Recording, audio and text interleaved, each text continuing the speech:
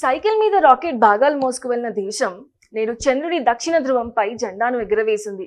అతి తక్కువ ఖర్చుతో అంతరిక్షంలో అద్భుత విజయాలు సాధించిన ఈ దేశం ఈ రోజు జాతీయ అంతరిక్ష దినోత్సవాన్ని జరుపుకుంటుంది. కేవలం కొన్ని దశాబ్దాల్లోనే మనం కలలు కన్న సాంకేతిక విజ్ఞానాన్ని ఆవిష్కరించి ప్రపంచాన్ని ఆశ్చర్యపరిచే శక్తిగా ఎదిగాము. From Aryabhata to Aditya L1 scarcity నుంచి గ్లోబల్ రికగ్నైజేషన్ వరకు ఇదొక అద్భుత ప్రయాణం. So let's rewind our space journey. 1962లో దూరదృష్టి కలిగిన విక్రమ్ సారాభాయ్ గారు వారి నేతృత్వంలో Indian national committee for space research ను ఏర్పాటు చేశారు. And he was very clear that space is not about fantasy, it's about the development. 1969లో ఇస్రో పుట్టింది. 1975లో ఆర్యభట్ట స్పేస్ కి చేరింది. 1980లో కలాం గారి నాయకత్వంలో స్వదేశీ రాకెట్ తో రోహిణి శాటిలైట్ ప్రయోగంకి స్వలంబనకు బలమైన పునాది వేసింది. PSLV వర్క్ హౌస్ గా మారి తక్కువ ఖర్చుతో అనేక శాటిలైట్స్ ను లాంచ్ చేసింది. GSLV భారీ శాటిలైట్స్ ని స్పేస్ లోకి తీసుకువెళ్ళింది. నౌ కట్ టు 2008లో చంద్రయాన్ 1 చంద్రుడిపై నీటి ఆనవాలను గుర్తించి ప్రపంచాన్ని ఆశ్చర్యపరిచింది. 2013లో Mangalyaan India reached Mars in its very first attempt. Cost ఎంతో తెలుసా? Just 450 crores, less than budget of the Hollywood movie Gravity. And then 2017lo ISRO launched 104 satellites in one go, which is a very world record. The world said India is not just reliable, it's unbeatable. Then came Navig for navigation, Cartosat for mapping, Risat for defense, and the world started calling ISRO the cheapest and most reliable space launch provider.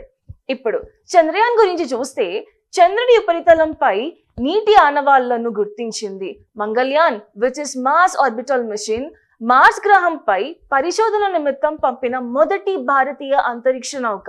తర్వాత సముద్రయాన్ లోతైన సముద్రాన్ని సముద్ర గర్భాన్ని అన్వేషించడానికి భారతదేశం చేపట్టిన మొట్టమొదటి మానవ సహిత మిషన్ సముద్రయాన్.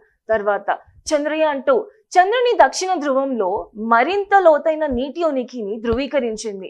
తర్వాత భారత అంతరిక్ష పరిశోధన కార్యక్రమంలో మరో మైలురాయిగా నిలిచింది. Now fast forward to 2023. Chandrayaan 3, the south pole of the moon. Nobody had done it before. India became the first.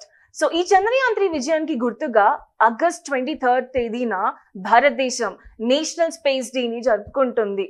And also thanks to in-space reforms, startups like Skyroot, Agnikul, Pixel, which are turning India into a space economy hub.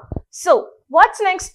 Yes, there is Gaganyaan mission, which is India's first human space flight. Dan tarvata Aditya L1, which is our sun mission. Not only this, INSAT with NASA, the 2030s LUPEX with Japan to hunt for water ice on the moon.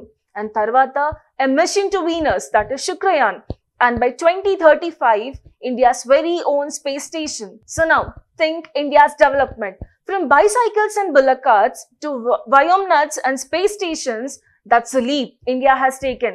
ISRO is not just about the science, it is about the national pride. It is about proving that excellence doesn't need millions of dollars. It needs vision and perseverance. So today, on National Space Day, remember this. India is not catching up in the space race. India is shaping the future of space itself.